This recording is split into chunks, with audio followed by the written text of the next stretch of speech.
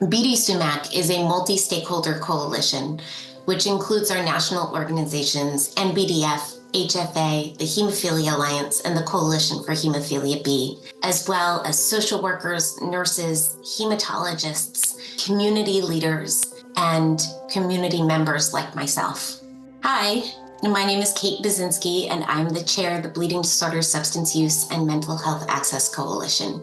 This work began in 2021 when a young man named Derek, who had severe hemophilia and a history of mental health and substance use issues, hit rock bottom. I told him I would be scouring the air what I could find for treatment centers. Sadly, the consensus was that he was not eligible for admission because of his hemophilia, more specifically because of his need to infuse.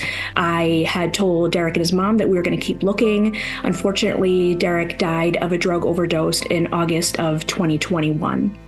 I was angry and needed to take this information somewhere and find out if this was an isolated incident. I reached out to multiple hemophilia bleeding disorder related community projects and heard back from Rich Pizzillo at New England Hemophilia Association right away.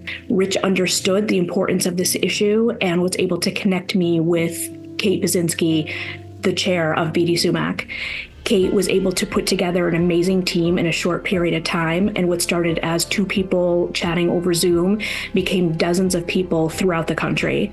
And we have the goal of making sure that something like what happened to Derek never happens to a bleeding disorder patient again. BD SUMHAC electronically surveyed the United States Hemophilia Treatment Center Network providers from February to May 2022. The survey was sent to providers in 141 federally supported hemophilia treatment centers. The responses were not surprising, unfortunately. 83% of these providers who attempted to refer a patient with a bleeding disorder reported a denial. Clearly, this was a national issue.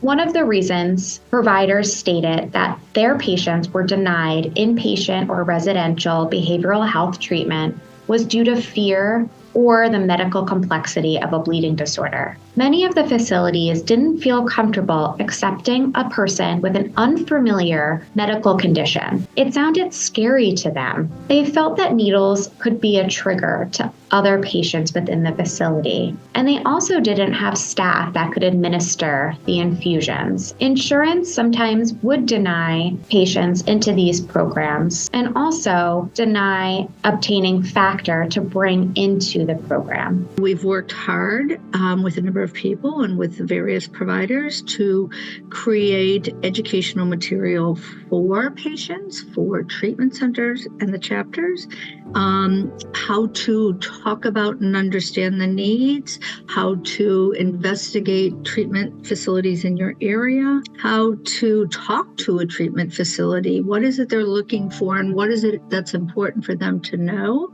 in terms of patient's condition. Were they denied because they weren't ready? Were they denied because of an insurance issue? And maybe we can help advocate on the insurance side. It's important that we help advocate by educating our facilities in the area, and building those relationships early helps when we actually need them. BD SUMHAC has made a significant impact over the course of the last year. We have successfully changed national policy. We've made significant progress in targeted states. We've raised awareness and educated the bleeding disorders community, and we have secured treatment for individuals in need.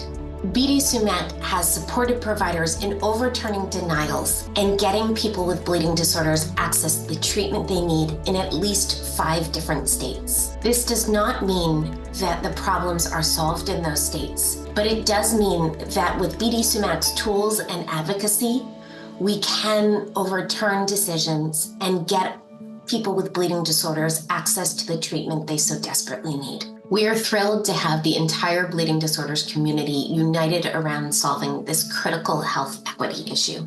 We have members from over 30 different states across the country, and we would like to have every single state involved. So if your state is not represented in the coalition, please consider getting involved or talking with your chapter or HTC about joining the effort today. Thank you to all of our supporters We are truly grateful to all of the organizations for contributing to BD SUMHAC and making this work possible. BD SUMHAC is now on social media. Please follow us and subscribe to our e-newsletter. If you have any questions or would like to get involved in this work, please visit our website and email us at info@bdsumhac.org.